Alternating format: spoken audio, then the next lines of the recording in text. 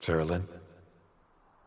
Sarah Lynn? Opening with this absolute gut punch, and already establishing this imagery of the large universe kind of contrasted with Bojack's extreme consequences for this mistake back in season 3. Bojack had just used the idea of the universe being large and then being tiny to convince himself once again that he didn't matter. See, Sarah Lynn?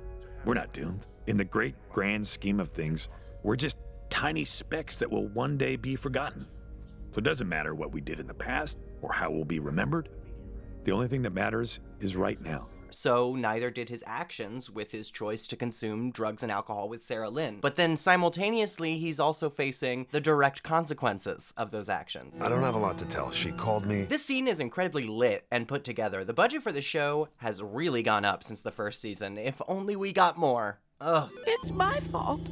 I'm a terrible mother. No, it's no one's fault. The "it's no one's fault" hits really hard when you realize how false that statement is. Everyone in this room has hurt her irreparably, and now it's up to them to admit this to themselves, which the stepfather clearly won't, although the mother did start, which I at least appreciated. She thought I was a safe place. What have I done? Just to be clear, the case is closed. You can stop rambling. Meow Meow Fuzzy Face continuing to be a flat-out terrible cop. But are there any good ones? Starting now.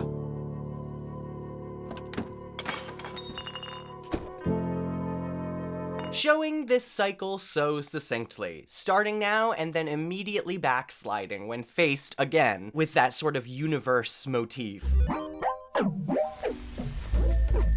Love the intro fake out here. I see you have the 6-week package, so $100,000, please. Realistically depicting how expensive rehab is. Profiting off addiction, yay! Hey, Groundhog, I said no.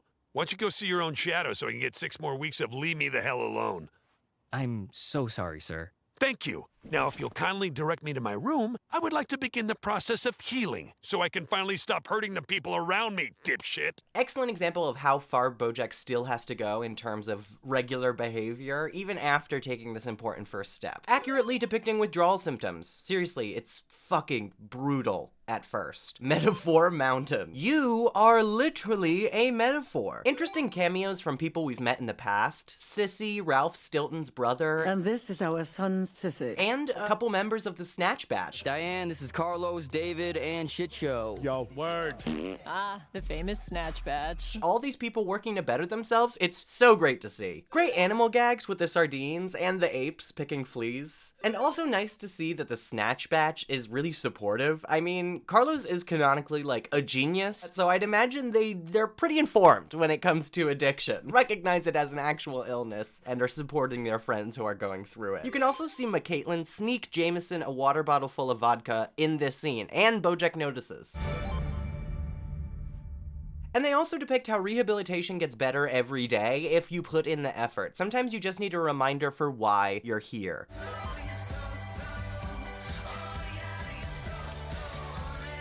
This song is great, and they edited it well to fit the message more aptly. If you're wondering, the song is Comme Ça by South of France, but again, it is distinctly different in the show, and they never release that version. I know, I want to kill the producers too. There's way too many original songs from this show that never came out. And it's so beautiful to see Bojack reach the peak and do so much better. I had to wear the same suit I had just worn to Sandra's tea party. I think of that as my rock bottom. Denise, thank you for sharing your story. So brave. So wild that Bojack doesn't make fun of her. For the seemingly trivial dilemma, he is truly growing because old Bojack would have pounced on this shit. We have a saying in rehab. Everyone takes a different road to get to the same city. Soberopolis, USA. Hold on a second. What? The stupid sayings of rehab always gets me as a gag, but I also won't lie, I kinda like this one. Maybe you could tell us when was the first time you drank. When wasn't the first time I drank? Am I right? Bojack's still deflecting and avoiding pain. It isn't an immediate change, and there is a definite reason for why he deflects from this specific question. The way the monkey laughs.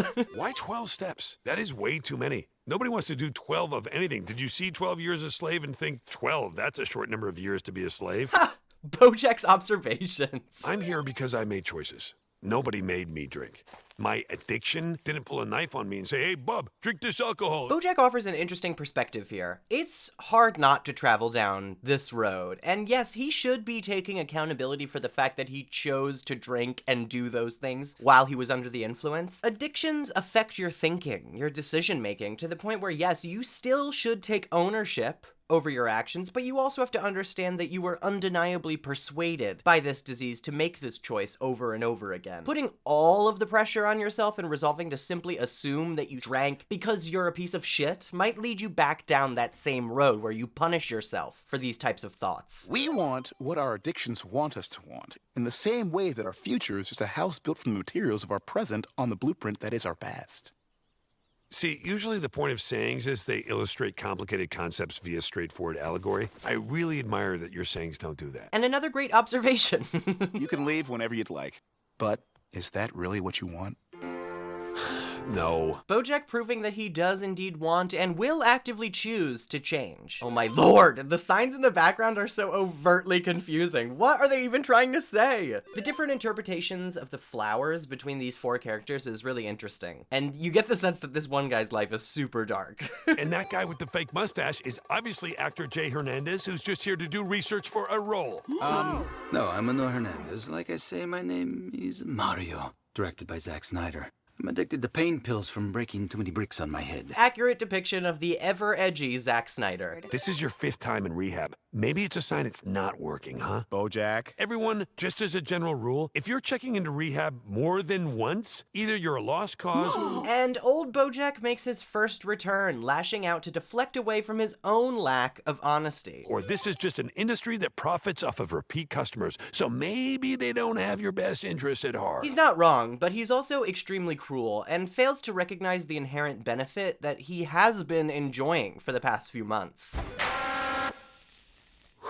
Hey, look who just smoked that cigarette in one long inhale. Also, nice Vincent van Gogh, who is likely Vincent van Gogh in this universe, portrait in the corner here. I listen in group. Your mom died of cancer, your dad stuck you in boarding school and remarried, and now there's a new baby, and no one pays attention to you. The way this is phrased, there's a new baby, it's great how she technically isn't lying in group, but is still misleading and not accepting responsibility. You can see the guilt in her face when he says this back to her, too. Nobody would notice you're gone till wake up.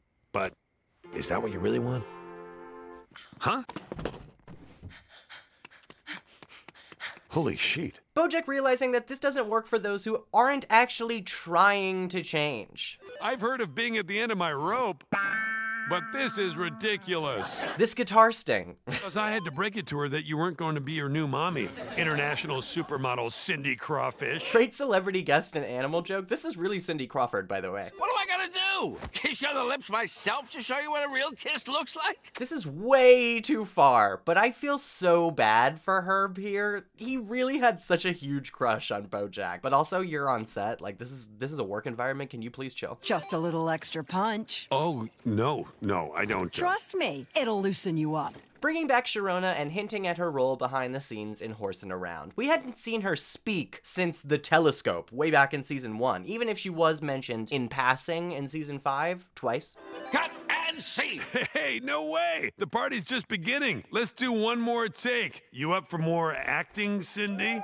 Well, if it's for the show. I like how it shows how this directly leads to him taking advantage of women. They got the take. Bojack is just being very predatory now. Then break up with him for being a shallow buckfoy. Clever way to avoid using the F-bomb too early. Such a small gag, but I think this graffiti is referring to the musical Greatest Days, with, of course, a great animal pun in it. Because I'm the idiot who helped you escape. So if you OD tonight, then I'm the one who'll have to lie to everyone about what happened. Ah. I see. Pretty stark similarities to another recent situation, huh? This frat guy is showing off his seal skills. This painting is a reference to a portrait of Frida Kahlo, who I can only assume in this world is Frida Koala, based on what I'm looking at here, taken by Nicholas Murray. Great depiction of how social anxiety feels and how suffocating it can be. Why people with addictions turn to drink so quickly. Also, these alcohol names are great, and not just the obvious animal puns. Apparently, Princess Carolyn was not simply saying vodka. I'm gonna go pour myself a little celebratory potato juice. Back in Best Thing That Ever Happened, but was referring to an actually specific brand of it. Also, someone help me with this whiskey pun. I think it's spoofing Crown Royal, but I have no idea what this word is. Bevy? Bernie? What's the pun? I'm going insane. I've thought about this for way too long. You know what? I'll have one beer. This is a really great mislead for Bojack's first drink, as this is such a reasonable first time and understandable given how anxious he is. Like, you'd really expect this to be it. Katie's not laughing because she always thinks she's better than everyone. Hey, remember last year when one of Katie's boobs grew bigger than the other? Look at me, I'm Katie. And Katie is a great example of those who get hurt by trying to be genuinely kind to Bojack. He hurts those close to him, those who support him when he indulges in this 80s beer.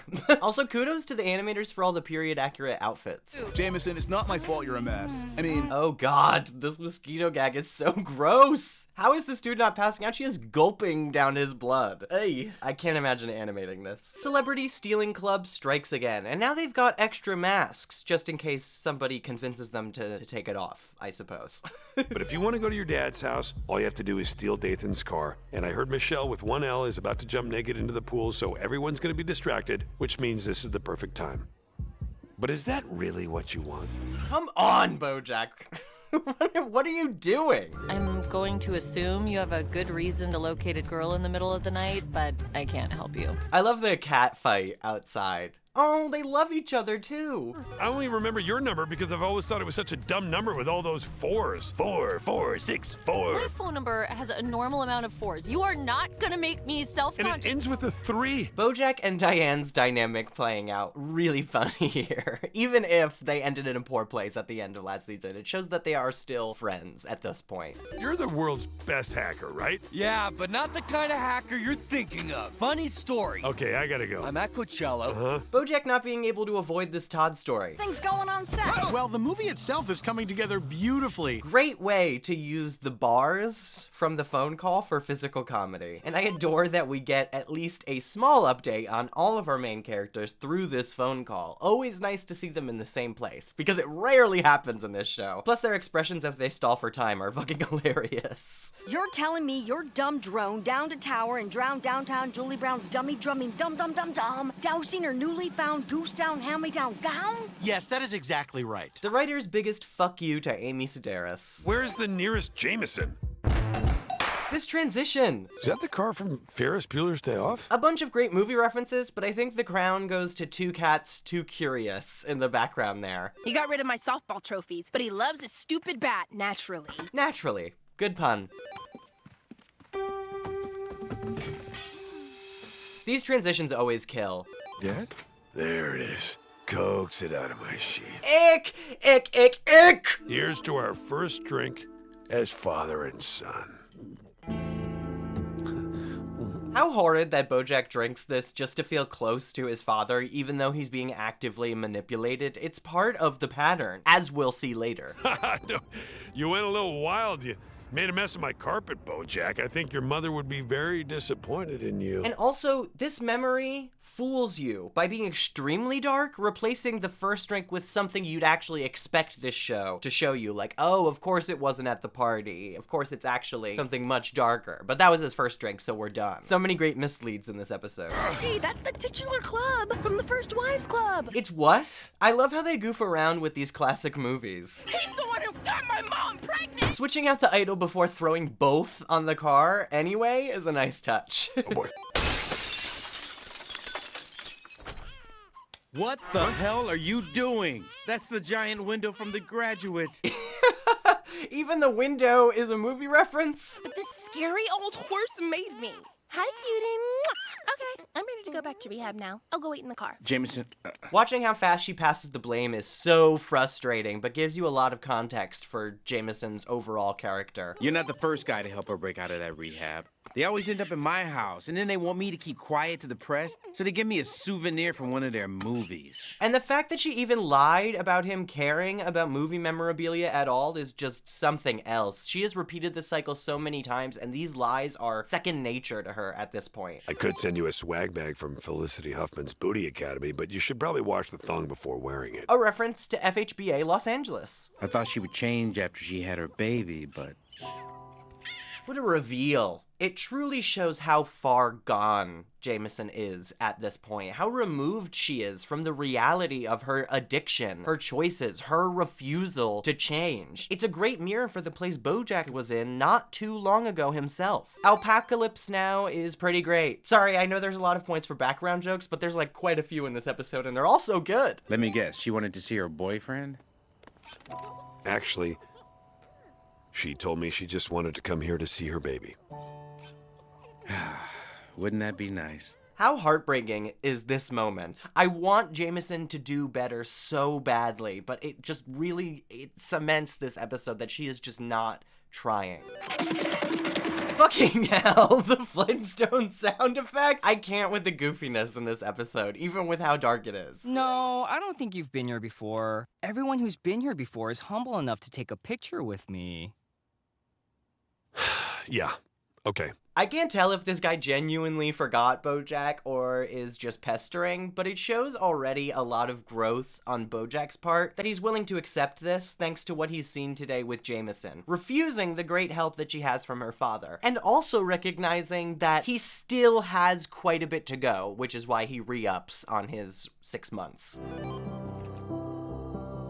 Keeping the water bottle as a constant reminder for his helplessness. Afraid to let go of that small comfort not having free will provides, that comes along with extreme alcohol consumption, giving up your ability to make concrete choices, and admitting to the universe that you are powerless and that none of your decisions matter. It's hard to break away from that when you've relied on it for so long. And I'm proud of Bojack for at least recognizing that he still has a ways to go, because he does still quite rely on this assumption.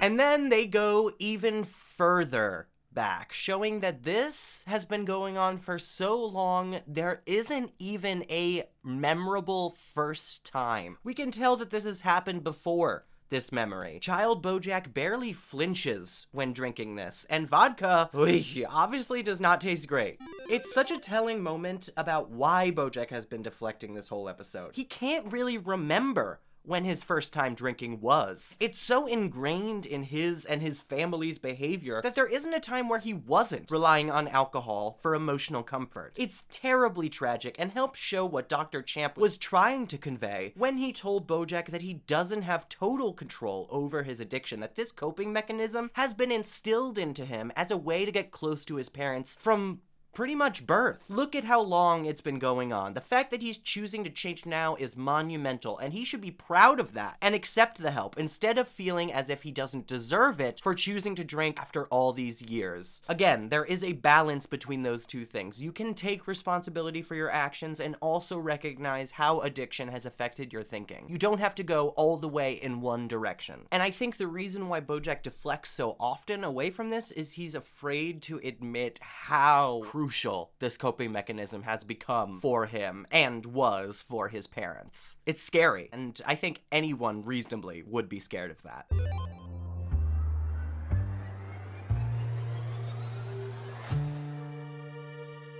But if you enjoyed this video, consider supporting me on Patreon at patreon.com/PosiTVty. That's PosiTVty. There you get all these videos before they come out on YouTube. You get to choose exactly what you want to see on the channel, and you get the unedited essays, so you can hear all of my mistakes. Like, comment, subscribe, do all that wonderful stuff, because we really appreciate all the support on YouTube as well. And tell someone how much they mean to you today, because it always is important for those people who are close to you to hear. But thank you so much for being here, and I appreciate you all. See you for the next video.